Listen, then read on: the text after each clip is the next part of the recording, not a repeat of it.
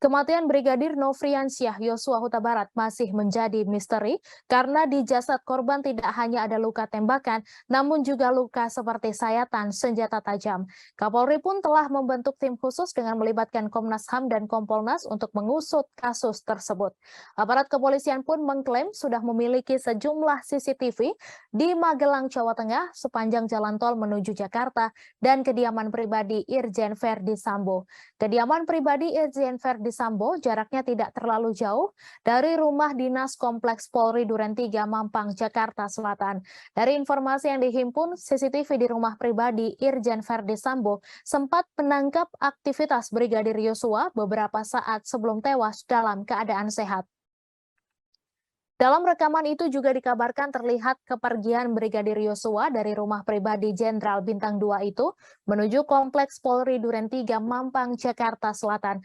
Namun Dedi tidak menjelaskan secara detail karena semua CCTV yang diambil penyidik masih diperiksa laboratorium forensik.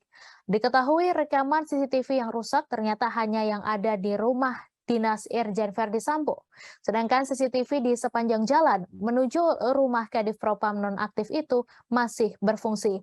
Hal itu diungkapkan oleh Kadif Humas Polri Irjen Dedi Prasetyo.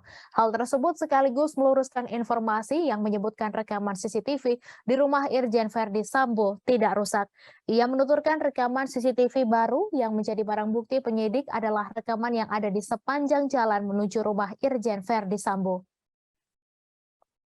Dedi mengatakan rekaman CCTV baru yang menjadi barang bukti penyidik berasal dari rekaman sepanjang jalan Magelang hingga menuju rumah Irjen Verdi Sambo yang diduga menjadi TKP penembakan.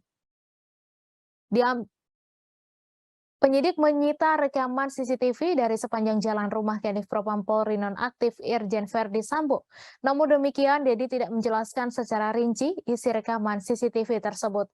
Menurutnya, rekaman CCTV tersebut masih diperiksa laboratorium forensik.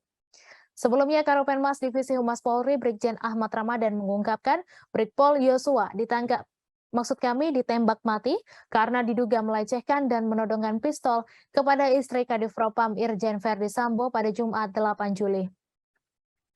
Ramadan menuturkan fakta itu diketahui berdasarkan hasil olah TKP dan memeriksa sejumlah saksi. Dua saksi yang diperiksa adalah istri Kadif Propam dan Baradae.